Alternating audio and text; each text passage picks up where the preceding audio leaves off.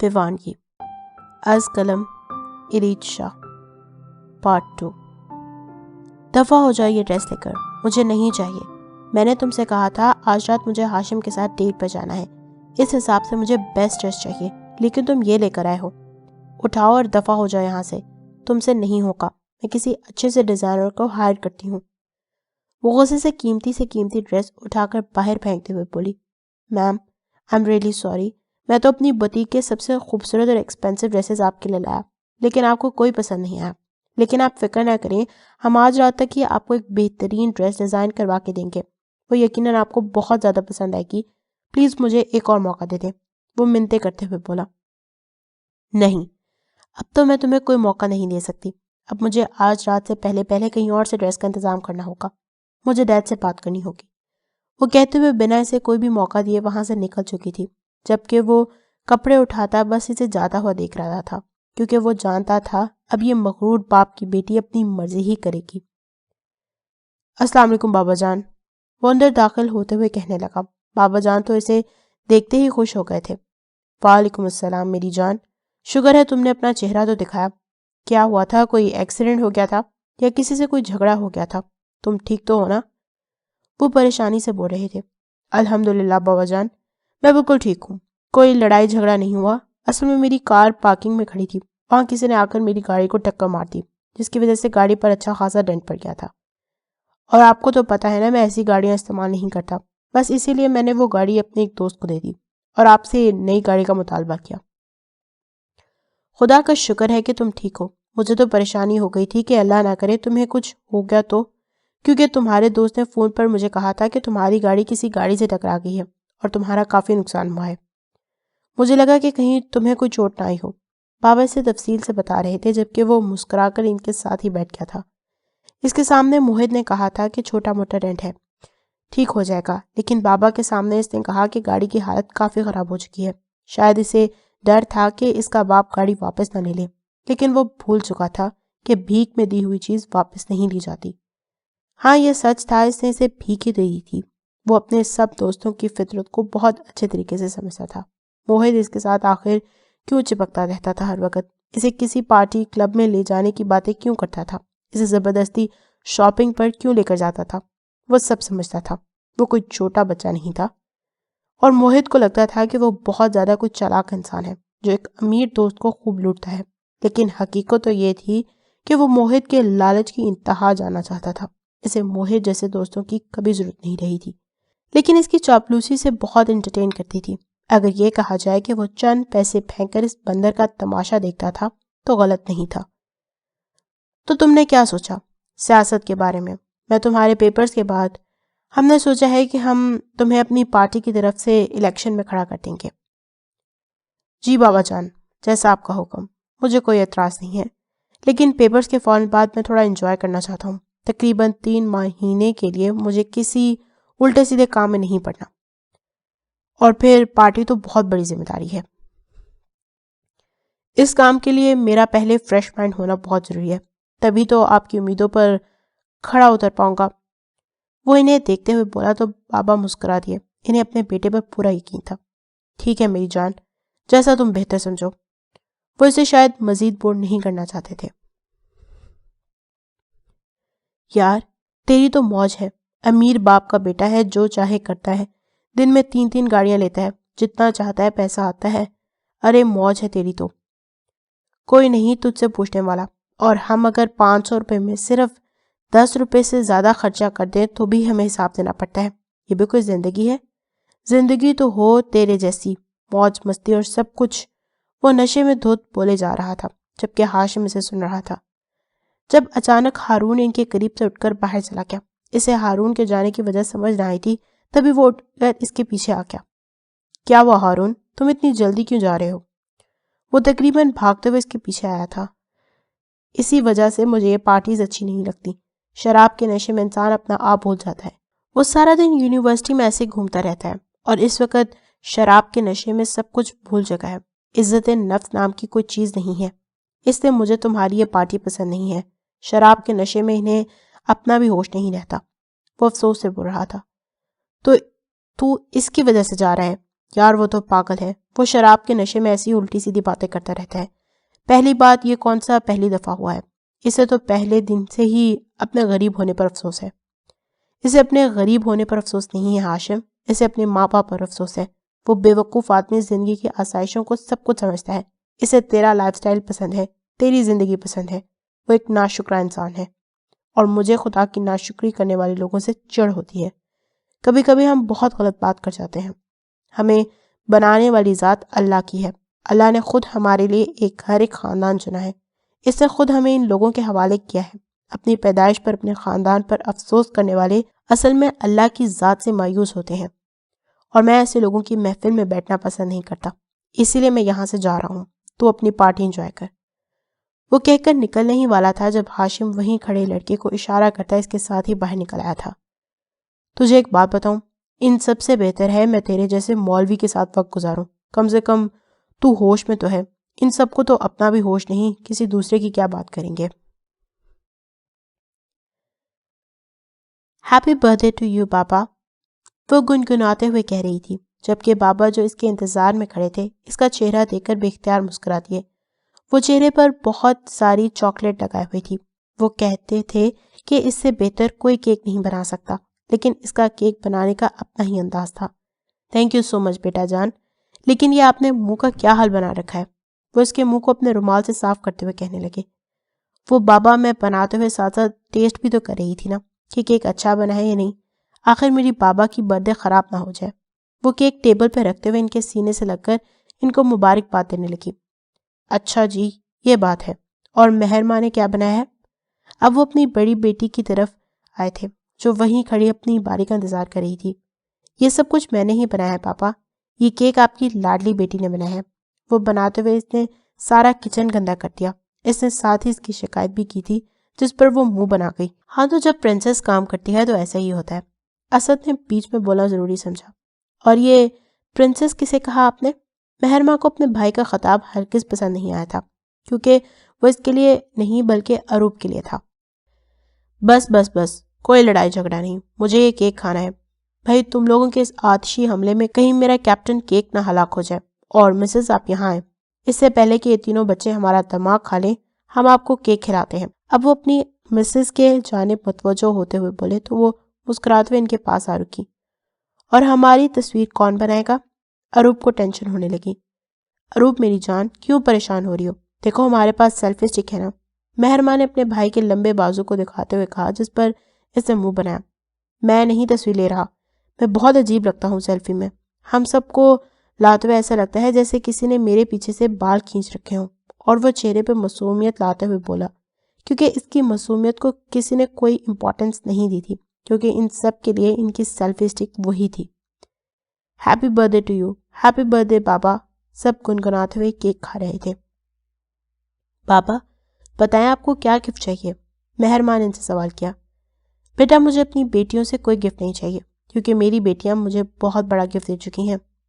اللہ پاک نے مجھے باحیا بیٹیاں دی ہیں، اپنے باپ کی عزت کو سمجھنے والی، تمیزدار اور حدود میں رہنے والی بیٹیاں دی ہیں، اور جس کو تم جیسی بیٹیاں مل جائیں اسے بھلا کیا اور چاہیے ہوگا۔ وہ باری باری ان دونوں کا ماتھا چومتے ہوئے بولے، جن پر ان دونوں نے کنکھیوں سے اسد کی طرف دیکھا۔ رہنے دو، مجھے جلانے کی ضرورت نہیں ہے، کیونکہ میرے پاس میری ماں ہے۔ مجھے پیار کرنے کے لیے وہ ماں کے گرد باہیں پھیلاتے لاڈ سے بولا، تو ماں نے بھی اسے اپنے ساتھ لگایا، جبکہ اسی طرح ہنستے مسکراتے اس خوبصورت سی پارٹی کا اختتام ہو چکا تھا۔ اروپ بیٹا، تمہاری یونیورسٹی کیسی جا رہی ہے؟ پڑھائی کیسی ہے؟ میں نے تو سنا تھا فرسٹ سیمسٹر کے پیپرز بہت جلد ہونے والے ہیں، تم کیسے کور کرو گی؟ وہ اسے دیکھ کر پوچھنے لگی، کیونکہ پہلے ہی وہ کافی لیٹ جوائن ہوئی تھی اور ایسے میں سب کچھ کور کرنا کافی مشکل تھا۔ میں کر لوں گی بابا، یہ اتنا بڑا مسئلہ نہیں ہے، اور مجھے نا میری کلاس میں نوٹس مل گئے تھے، سب ہو جائے گا، اور دیکھیے گا ہر بار کی طرح اس بار بھی میں ہی ٹاپ کروں گی، یہاں لوگوں کی طرح سپلی لے کر پڑھائی نہیں چھوڑوں گی۔ اس نے کمرے کے اندر آتے اسد کو دیکھ لیا تھا۔ بابا اسے کہیں مجھے تانے نہ دیا کرے، اس دن میں بہت بیمار تھا، اس لیے میرا پیپر کچھ اچھا نہیں ہوا تھا، تیاری میری بہت اچھی تھی، وہ تو مجھے سمجھ ہی نہیں آ رہا تھا کہ میں کیا لکھوں۔ وہ اسے سناتے ہوئے بولا، جبکہ وہ اس کی پرواہ کیے بنا بڑے مزے سے اپنے سامنے رکھے رس ملائی کو کھانے لگی تھی۔ سب یہی کہتے ہیں کہ ہم بیمار تھے۔ اروپ بھائی کو تنگ مت کیا کرو، ماما نے اسے ڈانٹتے ہوئے کہا تو اس نے منہ پر انگلی رکھ دی۔ ارے چھوڑے ماما، یہ تو صرف تانا ہی مار سکتی ہے اور تو کچھ اسے کرنا نہیں آتا۔ اس بیچاری کی آپ کو پتہ ہے کالج میں آواز بھی نہیں نکلتی۔ وہ کیا کہہ رہی تھی اس کی سہیلی زہرا؟ یونیورسٹی میں چوزی بن کر گھومتی ہے، جیسے خرگوشنی کو بلی پکڑ کر کھا جائے۔ پتہ ہے کہ ٹاپر بھی اس کو ہونا چاہیے جس کے منہ میں زبان ہو۔ گونگے لوگوں کو ٹاپر بنا کر پتہ نہیں بورڈ والے کیا حاصل کر لیں گے۔ وہ بھی بھرپور مزے لیتے ہوئے بولا تھا۔ بابا میں گونگی نہیں، اتنے لوگوں کے سامنے مجھے ڈر لگتا ہے۔ وہ اپنے بابا کو دیکھتے ہوئے بولی جنہوں نے اسے سمجھتے ہوئے اپنے ساتھ لگایا تھا۔ بیٹا جی، کیا ہے نا، بچوں میں نہ ماں باپ دونوں کے خصائل ہوتے ہیں۔ اب دیکھو نا، میری بیٹی اتنی لائق فائق ہے، بالکل اپنے باپ کی طرح، لیکن کچھ بول نہیں سکتی اپنی ماں کی طرح۔ بابا نے بیچ میں اپنی مسز کو بھی گھسیٹ لیا، جس پر وہ حیرانگی سے انہیں دیکھنے لگی۔ ہاں، یہ سچ تھا کہ وہ لڑائی جھگڑے نہیں کر سکتی تھی۔ جب ان کی شادی ہوئی تو وہ اپنی بھابھیوں اور بہنوں کا رویہ اپنی بیوی کے ساتھ دیکھ کر کافی پریشان ہو گئے تھے۔ جہاں ان کی بھابھیاں لڑائی جھگڑوں میں پی ایچ ڈی کر کے بیٹھی تھی، وہیں ان کی بیوی سب میں سہمی سہمی رہتی۔ اس لیے انہوں نے الگ گھر لینے کا فیصلہ کیا اور اپنی مسز کو لے کر الگ گھر میں آ گئے۔ ان کی سلجھی ہوئی خاموش طبیعت کا ہی یہ ثمر تھا کہ اللہ نے انہیں 3 بچوں سے نوازا تھا۔ گھر میں کبھی کوئی لڑائی جھگڑے کا ماحول ہی نہیں بنا۔ وہ انہیں سمجھنے والی بہت نیک خاتون تھی، لیکن ان کے 3 بچوں نے ان کی زندگی کو جیسے 4 چاند لگا دیے تھے۔ ہر وقت ہنستے مسکراتے رہتے۔ ان کی بیگم جیسے خود تھی، ایسا ہی ماحول انہوں نے اپنے گھر میں بنا رکھا تھا۔ ان کے بچے آپس میں بہت پیار محبت سے رہتے تھے۔ جہاں بھائی بہنوں کو ایک دوسرے کی ضرورت ہوتی ہے، وہاں ایک دوسرے کی امداد بن کر کھڑے ہو جاتے، اور جہاں بات ایک دوسرے پر ٹونٹ کرنے کی آتی تو ایسی ایسی باتیں نکالتے جو کبھی ہوتی ہی نہیں، لیکن سب ان کی مذاق مستی کو بہت انجوائے کرتے۔ وہ انتظار کر کر کے تھک گئی تھی۔ اس نے کہا تھا وہ اسے گھر سے باہر لینے کے لیے آئے گا۔ اس وقت تقریباً رات کے 9 بج رہے تھے۔ آج اس کے گھر میں اس کی بہت بڑی برتھ ڈے پارٹی تھی، لیکن اپنی پارٹی کو چھوڑ کر گھر سے کچھ فاصلے پر وہ بے فضول میں ادھر سے ادھر ہو رہی تھی، جبکہ ہاشم کا فون مسلسل بن جا رہا تھا۔ کہاں رہ گیا ہاشم؟ اس نے تو کہا تھا کہ وہ آ جائے گا مجھے لینے کے لیے، لیکن وہ تو کہیں نہیں ہے۔ وہ مسلسل اپنے موبائل پر اسے کال کرنے کی کوشش کر رہی تھی۔ وہ یقیناً اس ہارون کے ساتھ ہوگا، لیکن ہارون کا تو میرے پاس نمبر ہی نہیں ہے۔ کہیں ہاشم میری برتھ ڈے کو بھول تو نہیں گیا؟ اس کے بابا نے اس کے لیے بہت بڑی برتھ ڈے پارٹی رکھی تھی، لیکن اس نے اپنے بابا کو بہت خوشی سے بتایا تھا کہ وہ ہاشم کے ساتھ اپنی برتھ ڈے سیلیبریٹ کرنے والی ہے، جس پر بابا بھی خوش ہو گئے تھے۔ گھر میں پارٹی ہونے کے باوجود بھی انہوں نے اسے ہاشم کے ساتھ جانے کی اجازت دے دی تھی، لیکن ہاشم آیا ہی نہیں۔ انتظار کرتے کرتے رات کے 11 بج کا وقت ہو گیا تھا۔ تھک ہار کر اس نے اپنے قدم واپس اپنے پیلس کی طرف بڑھا دیے تھے۔ کیوں ہاشم، کیوں تم میرے ساتھ ایسا کرتے ہو؟ کتنی محبت کرتی ہوں میں تم سے، پتہ ہے تمہارے بنا رہنا میرے لیے کتنا مشکل ہے۔ ہر بار میں اپنی عزت نفس کو مار کر تمہاری طرف قدم بڑھاتی ہوں اور تم ہر بار مجھے توڑ کے رکھ دیتے ہو۔ آخر کب تک میں تم سے اپنی محبت کی بھیک مانگوں گی؟ کب تک میں تمہیں دیوانوں کی طرح چاہوں گی؟ تو آخر کب تک ہاشم، کب تک سزا دو گے مجھے خود سے محبت کرنے کی؟ کیا قصور ہے میرا؟ صرف تمہیں چاہنا، صرف تمہیں سوچنا۔ کب تک مجھے خود سے محبت کرنے کی سزا دیتے رہو گے؟ وہ تھکے ہارے قدموں سے واپس آ گئی تھی۔ بابا اسے دیکھتے ہی خوش ہو گئے۔ انہیں یہی لگا تھا کہ وہ ہاشم کے ساتھ ڈنر کر کے واپس آ چکی ہے، اور ان کو خوشی ہوئی تھی کہ ان کی بیٹی نے اپنے گھر کی پارٹی کا بھی تھوڑا خیال کیا تھا۔ یہ آ گئی میری پرنسس، برتھ ڈے گرل۔ ویسے تو میری جان ہم نے آپ کا کیک کٹ کر لیا ہے، لیکن پھر بھی آپ کی خوشی کے لیے ہم کیک منگواتے ہیں۔ وہ اس کا ماتھا چومتے ہوئے اسے وہ اپنے ساتھ لے آئے تھے۔ سامنے سے سلطان صاحب کھڑے نظر آئے۔ ہیلو انکل، کیسے ہیں آپ؟ اپنی تمام تر بیزاری کو ایک طرف رکھتے ہوئے اسے انہیں مخاطب کیا تھا۔ الحمدللہ میری جان، میں بالکل ٹھیک ہوں۔ آپ کیسی ہیں؟ اور آپ کے برتھ ڈے کیسی رہی؟ ہاشم نے آپ کو شکایت کا موقع تو نہیں دیا؟ وہ اس کا ہاتھ تھامتے ہوئے پوچھنے لگے تھے، جبکہ ان کے سوال پر وہ تلخے انداز میں مسکرا دی۔ ہاشم تو آیا ہی نہیں انکل، شاید وہ بھول گیا میری برتھ ڈے ہے۔ میں وہاں باہر تقریباً 3 گھنٹے پاگلوں کی طرح گھومتی اس کا انتظار کرتی رہی، اس نے تو میرا فون تک نہیں اٹھایا۔ اس نے مسکراتے ہوئے شکوہ کیا، جبکہ اپنی بیٹی کی اس مسکراہٹ پر مبین صاحب کو لگا جیسے وہ برباد ہو گئے۔ شاید اس کی آنکھوں میں جلتے ہاشم کے لیے بے پناہ محبت کے دیے وہ دیکھ چکے تھے۔ ہاشم اس کے لیے کیا تھا، مبین صاحب کے لیے سمجھنا مشکل نہیں تھا۔ وہ بہت پہلے ہاشم اور جیا کو ایک دوسرے کا کرنے کا فیصلہ کر چکے تھے، اور اس بارے میں وہ سلطان صاحب سے بھی بات کر چکے تھے۔ اس دنیا میں ایسی کوئی چیز نہیں تھی جو جیا کو پسند ہو اور مبین صاحب نے اسے نہ دلائی ہو۔ یہاں تو بات اس کی چاہت کی تھی، اس کی محبت، اس کی دیوانگی کی تھی، تو وہ کیسے دیر کرتے؟ بہت معذرت بیٹا، میں بالکل نہیں جانتا اس بارے میں، ابھی اسے فون کرتا ہوں۔ وہ اسے دیکھ کر پریشانی سے اپنا موبائل نکالنے لگے۔ اس کا فون بند ہے، وہ فون نہیں اٹھائے گا انکل، رہنے دیں، اسے اپنے دوستوں کے ساتھ انجوائے کرنے دیں۔ بیٹا اس کے سارے دوست اس محفل میں موجود ہیں، موحد، ریحان اور وحاج بھی تو یہاں ہیں، وہ کون سے دوست کے ساتھ اس وقت ہے؟ انہیں اپنے بیٹے کی لاپرواہی پر بہت افسوس ہوا تھا۔ آج کل اس کا ایک اور دوست بھی ہے انکل، ہارون، اس کا بیسٹ فرینڈ۔ اس کا آج کل وہ بہت زیادہ وقت اسی کے ساتھ گزارتا ہے اور اس کے ساتھ اتنا زیادہ وقت گزارتا ہے کہ اسے کسی اور کی ضرورت ہی نہیں پیش آتی۔ لیکن انکل میرے خیال میں ایسے دوستوں سے نہ ہاشم کو دور ہی رہنا چاہیے، کیونکہ جن کی کوئی اوقات نہ ہو وہ اپنی اوقات بنانے کے لیے ہاشم جیسے لوگوں کو ہی اپنا نشانہ بناتے ہیں، دوستی کے نام پر ایسا چہرہ دکھاتے ہیں کہ انسان یقین ہی نہیں کر پاتا، دوستی پر سے بھروسہ ہی اٹھ جاتا ہے۔ کل تک ہاشم کا بیسٹ فرینڈ موہد تھا، لیکن آج کل ہارون ہے، اور جب تک ہارون اپنی مرضی کے مطابق فائدہ نہ اٹھا لے تب تک اس کا بیسٹ فرینڈ ہی رہے گا۔ بائے پاپا، میں آرام کرنے جا رہی ہوں۔ ہاشم کا انتظار کرتے کرتے میرے پیروں میں درد ہو گیا ہے۔ 3 گھنٹے بے وجہ سڑک پر کھڑے رہنا آسان تھوڑی ہوتا ہے۔ ہاشم نے کہا تھا میری برتھ ڈے بہت یادگار ہوگی۔ ہاشم نے سچ میں میری برتھ ڈے بہت یادگار بنا دی ہے۔ وہ تلخ انداز میں مسکراتے ہوئے وہاں سے جا چکی تھی، جبکہ سلطان صاحب کتنی دیر کچھ نہ کہہ سکے تھے۔ اس کی واپسی رات گئے ہوئی تھی، لیکن بابا کو اپنے انتظار میں بیٹھا دیکھ وہ سیدھا انہی کے پاس آیا تھا۔ بابا جان، آپ ابھی تک سوئے نہیں؟ مجھے تو لگا کہ آپ اب تک اپنی آدھی نیند پوری کر چکے ہوں گے۔ کیا ہوا، کہیں میری ماں تو نہیں یاد آ رہی؟ وہ ان کے پاس ہی بیٹھ گیا۔ کہاں تھے تم؟ وہ اسے دیکھ کر سوال کرنے لگے۔ کہیں نہیں، بس دوست کے ساتھ ایک بہت خوبصورت جگہ پہ گیا تھا، اسی شہر میں۔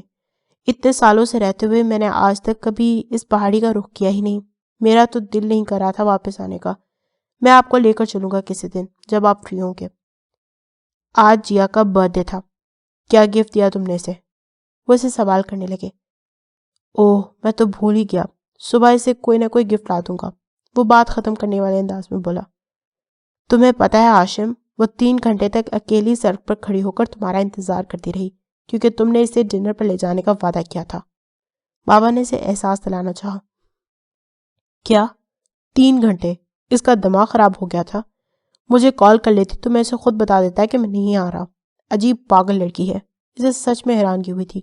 اس نے تمہیں فون کرنے کی بہت کوشش کی ہے، لیکن تمہارا فون بند تھا، اور یہ بات اہمیت بھی نہیں رکھتی۔ اہمیت یہ بات رکھتی ہے کہ تم نے اسے وعدہ کیا اور تم نے اپنا وعدہ نہیں نبھایا، صرف اس لیے کیونکہ تم اپنے کسی دوست کے ساتھ تھے۔ میں یہ نہیں کہتا کہ دوستوں کے ساتھ جانا غلط ہے، لیکن سب سے پہلے اپنا وعدہ پورا کرو۔ نئے دوستوں کے لیے پرانے دوستوں کو چھوڑا نہیں جاتا، اور نہ ہی انہیں نظر انداز کیا جاتا ہے، اور یہ صرف دوست نہیں ہے۔ جی ہاں، دوست نہیں ہے بابا، وہ ان کی بات کاٹتے ہوئے بولا۔ جیا کچھ بھی نہیں ہے، وہ بیکار میں مجھ سے امید لگا بیٹھی ہے۔ آپ کو پتہ ہے وہ بے وقوف لڑکی کہتی ہے کہ اسے مجھ سے محبت ہے، اور میں اس میں بالکل بھی انٹرسٹڈ نہیں ہوں۔ انٹرسٹ لینے کی کوشش کرو ہاشم، جیا بہت اچھی لڑکی ہے، اور میں تمہارے اور اس کے فیوچر کے بارے میں کچھ سوچ رہا ہوں۔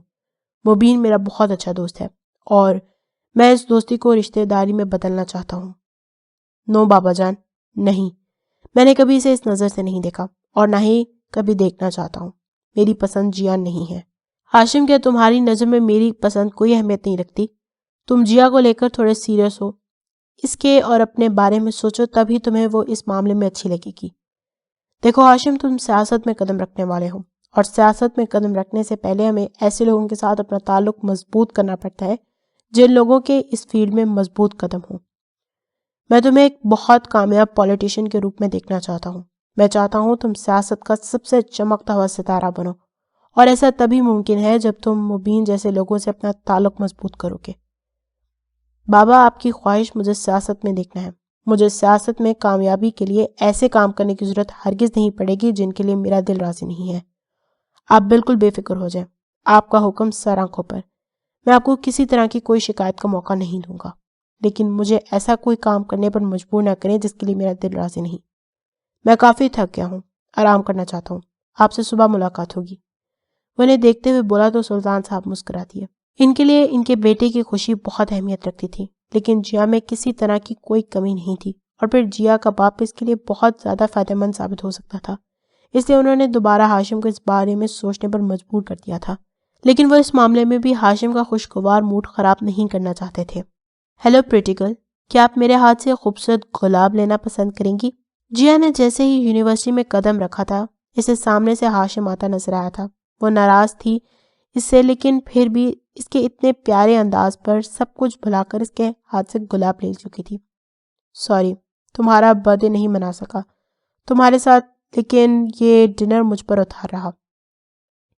خوش رہو، وہ پیار سے کہتے ہوئے ہارون کے ساتھ جا چکا تھا، جبکہ وہ کتنی ہی دیر اس کی خوشبوؤں کے حصار میں سے جاتے ہوئے دیکھ رہی تھی۔